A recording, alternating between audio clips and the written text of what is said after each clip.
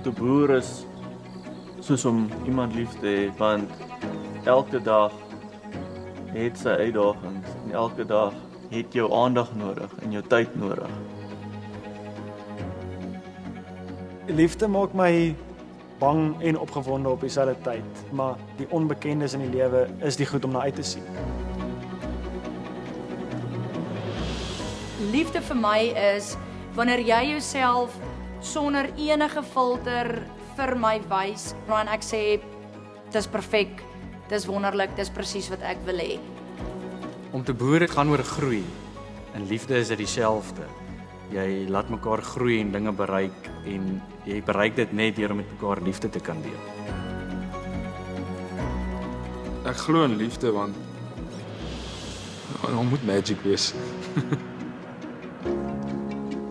Liefde is definitief 'n goeie beginpunt.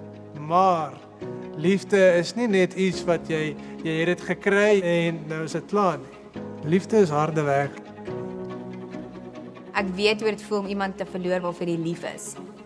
So dis hoekom elke dag so belangrik is en die pad na ware liefde is om weer daai lewensmaat te vind wat vir jou oneindig waar lief is.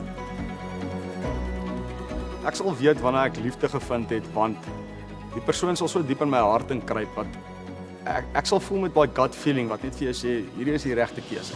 Die puzzle is nou voltooi. Die huis is definitief leeg. En ek dink hy's groot genoeg vir 2 mense.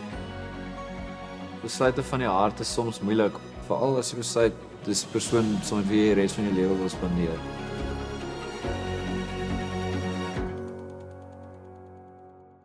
Boer soek 'n vrou met trots geborg deur Lotto Star.